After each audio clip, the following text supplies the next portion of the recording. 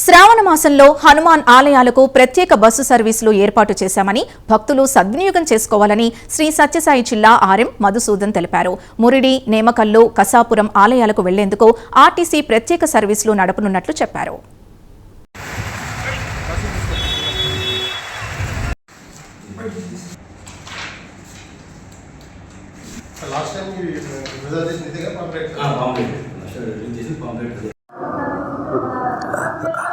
సత్యసాయి జిల్లా ప్రజలందరికీ శ్రావణ శుభాకాంక్షలు. మీ అందరికీ తెలుసు, శ్రావణ మాసంలో ప్రజలందరూ చాలా గుళ్ళు, తీర్థయాత్రలు అవన్నీ చేస్తుంటారు.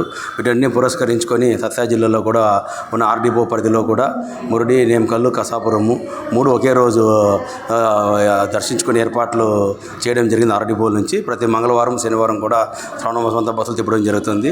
ఈ మూడు క్షేత్రాల ప్రాముఖ్యత ఏమంటే, ఈ మూడు క్షేత్రాల్లో కూడా వ్యాసరాయల వారు 15వ శతాబ్దంలో ఒకేసారి మూడు క్షేత్రాల్లో కూడా హనుమాన్ విగ్రహాలను ప్రతిష్ఠించడం జరిగింది.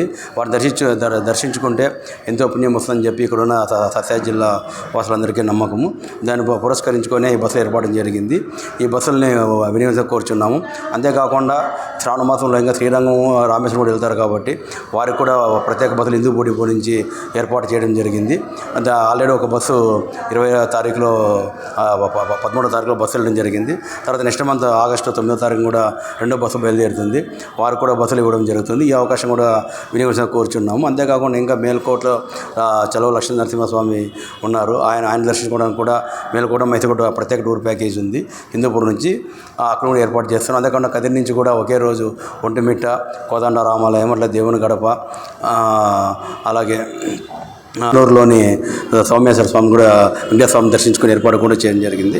అక్కడ కదిరి డిపో మీద కూడా సంబంధించిన బస్సులో ఏర్పాటు చేస్తారు. ఇప్పుడు సంబంధించిన ఎంక్వైరీలు అన్నీ కూడా సంబంధిత డిపో మేనేజర్లు బస్ స్టేషన్లో కానీ, అలాగే డిపో మేనేజర్ నెంబర్లో కానీ ఫోన్ చేసి చేసుకోవచ్చు. ఇప్పుడు సంబంధించిన రిజర్వేషన్లు కూడా www.apsrtc.online.in ద్వారా కూడా రిజర్వేషన్ సౌకర్యం ఏర్పాటు చేయడం జరిగింది. అంతేకాకుండా 50 మంది ఎవరైనా బ్యాచ్గా 40 నుంచి 50 మంది ఒక ఊరు నుంచి కానీ, ఒక కాలనీ నుంచి కానీ బ్యాచ్గా ప్రయాణం చేస్తారంటే వాళ్ళు కోరిన విధంగా టూరిస్ట్ ప్యాకేజీలు తయారు చేసేయడం జరుగుతుంది.